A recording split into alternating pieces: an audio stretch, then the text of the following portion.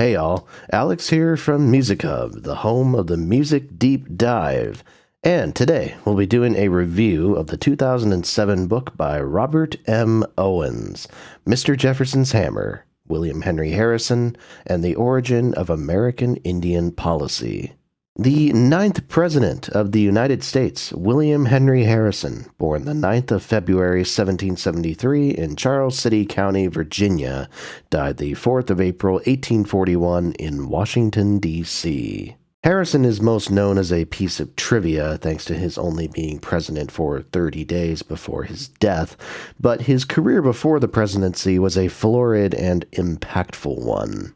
His tenure as governor of the Indiana Territory was critical to the genesis of expansionist ideas, both in negotiation and on the battlefield, and his standoff with the Shawnee chief Tecumseh at the Battle of Tippecanoe became the stuff of legend. He also served as a representative and senator before retiring, and his return to public life was thanks mostly to the Whig Party, believing he could appeal to some Andrew Jackson voters who were disenchanted with current President Martin Van Buren. It worked, but then Harrison died, and his successor, well, we'll get to John Tyler. This book was written by Robert Martin Owens, born in 1974.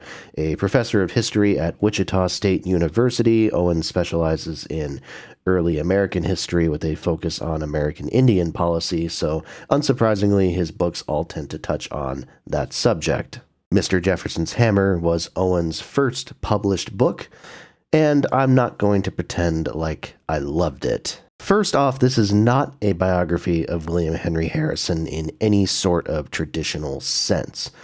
It traces his life from beginning to death on some level, but almost all of the book focuses on Harrison as governor and his interactions with the indigenous nations and tribes at that time. I don't mind that because it's undoubtedly the most important and pivotal part of his life, and Owens tries to describe it as a cultural biography rather than a traditional one. But on some level, you do have to treat it like a normal biography, and honestly, Owens often comes across as someone who couldn't care much less about Harrison the person. He's quick to criticize Harrison, and doesn't really say much that's supportive or even all that kind to the man. And clearly this is because Owens is disgusted by the way Harrison implemented anti-American Indian policies. The reference to Jefferson in the book's title talks about Jefferson's own approach to indigenous folks that Harrison adopted.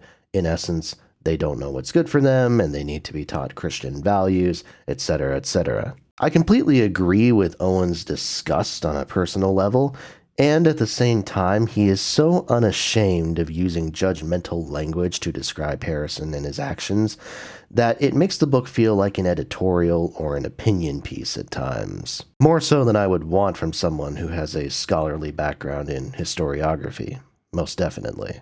I give Owens props for his research, and definitely at some points this book digs deeper into the mechanics of these disagreements, especially those with the Shawnees, compared to some other books from this period that I've read. But I come away from the book not especially convinced that he's making his points very well. I think other authors are better at connecting evidence to their statements than what Owens is showing here. Again, it's just kind of drifting into that opinion piece a little bit too heavily for what's supposed to be kind of a scholarly work. And again, I don't disagree with what he's saying, I just don't necessarily love the approach that he's taking.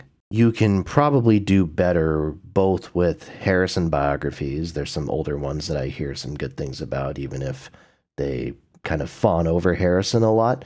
And also with books about colonist Native American relations in the early 19th century. So yeah, that's about all I had to say for this one. I really hope you enjoyed this video. Please make sure to like, comment, and subscribe. As always, more reviews are to come. Make sure to tell a friend as well. Thank you so much for watching, and I'll see you next time right here at your home of the Music Deep Dive.